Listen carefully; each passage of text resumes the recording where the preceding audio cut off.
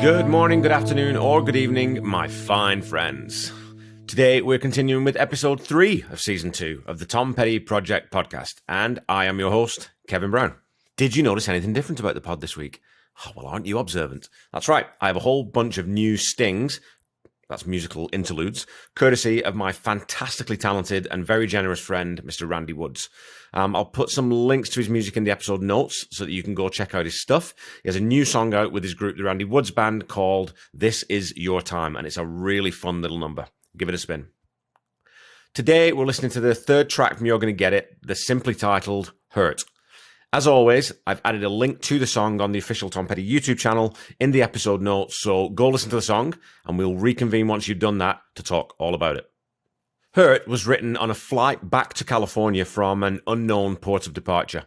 In conversations with Tom Petty, Tom says that it was written on airplane stationery and that he figured out the music and arrangement when he got home. And this would imply that the lyrics actually drove this song somewhat, as it wouldn't have been composed while noodling around on his acoustic guitar. Not in the air, anyways. The song is co-written with Mike Campbell, who came up with that wonderful middle eight, which always seems to have a George Harrison-esque feel to it to me.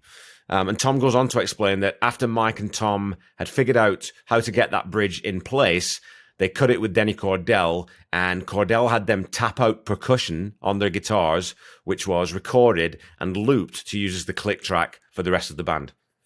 This is an almost forgotten art these days, and it allows for a human tempo to be maintained without it being rigidly mechanical, as you would with a Pro Tools click track. The song is one of only a handful of Heartbreaker songs to fade in. The most notable of that stable, of course, being Even the Losers from the Monster third album. I commented last week that You're Gonna Get It has an unusually long middle section for an early Heartbreaker song, and this one has a really long intro, clocking in at just over 50 seconds. The initial fade-in is backed with a beautifully washed cymbal sitting under the multiple guitar tracks, a simple arpeggio, a lightly strummed acoustic part, and Mike's fills and textures, which bounce lightly around the left and right channels, rounding it all out. The electric guitar then mirrors what the acoustic is playing, as Stan, who's been hitting his snare on the 2-count every 4 bars, starts to add in more percussion, with the 2-count hits moving to the toms and the snare being sort of lightly rolled almost. Benmont's keys and Ron's bass are just waiting for the kick into the meat of the song, and as the intro builds to the very simple drum fill into that first main chord progression, we hear Benmont's organ fade in. The chord progression we then head into is actually the one from the chorus, which means that what we're basically getting here is an extended verse and chorus as the intro. So that's another little neat bit of creativity from Tom and Mike.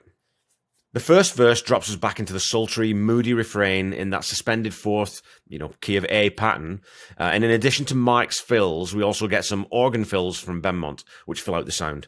Ron is staying away from that suspended chord, just keeping the root and fifth notes in place so that the A-D-E progression that the song is hung on to really rings. Benmont is then adding in a couple of seventh notes to really beef out that atmospheric edge that the verse has. When we get into the chorus, we hear some straight-up country licks from Mike. We also hear Stan staying with the tempo rather than backing that off. We then get the line, cut down the middle facing the dirt, with that more laid-back vibe of the intro before we change from A to E, and then down into D flat minor before landing back in A. And that little progression and the way it feels reminds me a little of the similar changes in the chorus of Hometown Blues. That big, bright E major dropping to the minor before resolving back down to the root. It just disarms you slightly when you think you know where the chorus is going, and it takes a quick left turn before heading back onto a familiar path. After that first chorus, we then get a really, really cool bridge. And this is the one that Mike wrote. It's a really straightforward change to a suspended E progression, which Mike just sits on with some muted picking in the background and Benmont filling in the treble with a very simple organ part. You can also hear a bongo or something similar in the right channel quite faintly on the 2s and 4s before the drums come back in with Stan playing a cool stutter step type pattern. Now, it only struck me tonight that the riff that Mike is playing in that bridge is really similar to the one that Harold Faltermeyer uses in The Heat Is On, performed by Glenn Frey for the classic 1984 movie Beverly Hills Cop. I'll put a link in the episode notes so that you can give it a listen and see if you hear it also, or if you think I'm just crazy. I love how understated the transition is back into that last verse too, with Stan really holding back on the drum fill and just a soft crash cymbal and then some more sweet sort of honky-tonk guitar from Mike, which almost sounds a little bit like a lap steel, but definitely isn't. Ben Monk coming in again with some keyboard fills before we head into that wonderful chorus. And those two parts lead us back out of the chorus and into the outro, in which the song is allowed to evaporate like a strong bourbon left out for too long. Mike puts in some tasty bends and slides in that outro, and I would love to hear the original tape to see how long they jammed the ending of that one out.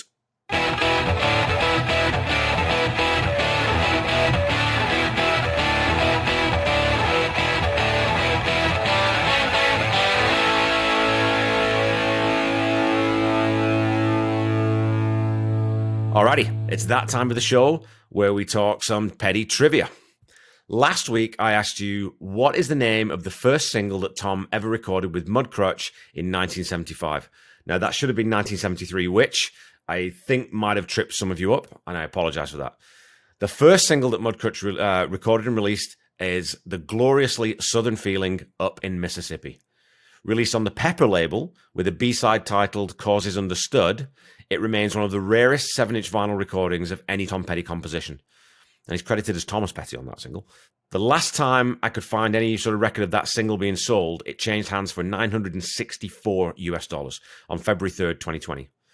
So maybe because of my mess up with the 1975-1973 thing, most of you actually guessed Depot Street, which was the first single released on the Shelter label in 1974 before being reissued in 75. So maybe I threw you off there by giving you the wrong date, so I apologize. But today's question is this. On March 18th, 2002, Tom Petty and the Heartbreakers were inducted into the Rock and Roll Hall of Fame. Which famous New York hotel was the venue for the induction ceremony?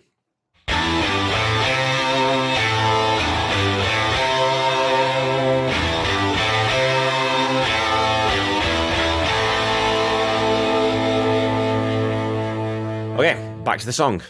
I love that Tom says that he loves the chorus of this one and that he wanted it to sound like, and quote, a really good Dolly Parton song. You really do get that sense from the great fifth harmonies that he puts in that chorus and that key change, which is almost reminiscent of something like 9 to 5, which I realize came out after this song, but it's that same type of country device to really burst into the chorus. And it's pretty cool. Lyrically, the song's also quite cool to me in that you have the real pain of the protagonist's experience. You know, that's right, you hurt me, baby, hurt me good, soaring above that beautiful major chord. So not the atmospheric sort of suspended chords, but that real sort of clean major chord progression. That's where the hurt really is. There are so many great lines in this song too. Thank God for California, thank God I'm going home. There are so many times in our lives when we feel that relief about heading homeward and then cut down the middle, face down in the dirt. It's such a brutal way of describing someone who's, you know, just been absolutely floored by heartbreak. Might be the devil, might just be his friend is another killer line. And he was seemingly able to just pull those vivid visual lines out of thin air whenever he needed them.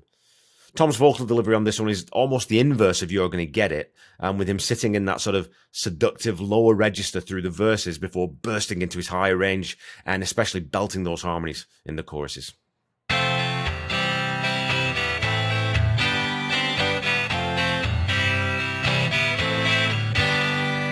Okay, friends, that's a wrap for this one. I'm going to score this one high because I really do love it. It's one of those Heartbreaker songs that, for me, works so well because of its simplicity and the economy of the arrangement. It's really a surprise, though, to me that it was basically never in the live set. I only found one performance on setlist.fm on July 4th, 1981. And while I'm sure it would have been played a few more times than that, I've never come across a live recording of it and would love to hear from you if you know of one. I'm going to give her, then, an 8 out of 10. It's a great little number that typifies Tom's talent for getting at the heart of a record and the heart of a story in not much more than 3 minutes.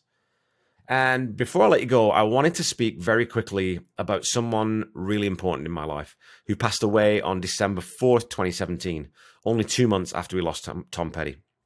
His name was Chris Birch, though it was only ever Birchie to me and his host of friends. He was the first person in my life who was genuinely my best friend. We shared a really close bond over music, and though I don't think we ever listened to a Heartbreaker song together, I know that he would have been a big fan of Mike Campbell's playing.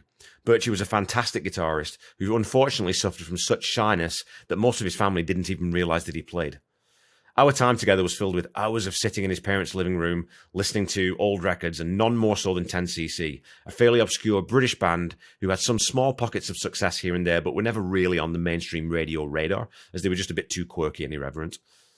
So this past Saturday, on the anniversary of his death, I spent a good few hours listening to that band, thinking about my friend and drinking a few beers in his memory. At the end of each episode of this podcast, I always ask you to tell someone you love them at least once a day. And that notion stems from a song that I wrote for Birchie a couple of years ago, in which I expressed my regrets in never actually saying those words to him, as it's simply not what men, or certainly not men of my generation, are conditioned to do. I'll put a link to that song in the episode notes as well, if you feel like giving it a listen. So yeah, please tell people you love them, folks. One day they might just not be there anymore. Don't forget to follow me on Facebook and Instagram at The Tom Petty Project, and on Twitter at Tom Petty Project. And of course, you can find me on YouTube. So follow, like, subscribe as applicable. And again, please leave a review or a rating if you haven't already. I really appreciate the lovely reviews and feedback that you do leave me. And I always try to answer every comment or question that you send to me on social media. Until we meet again next week, keep listening to and sharing Tom's music. Try to be kind. Try to say I love you to someone at least once a day. Stay safe and healthy, and I'll be back with you next week to talk about track 4 from the second album, Magnolia. Bye-bye.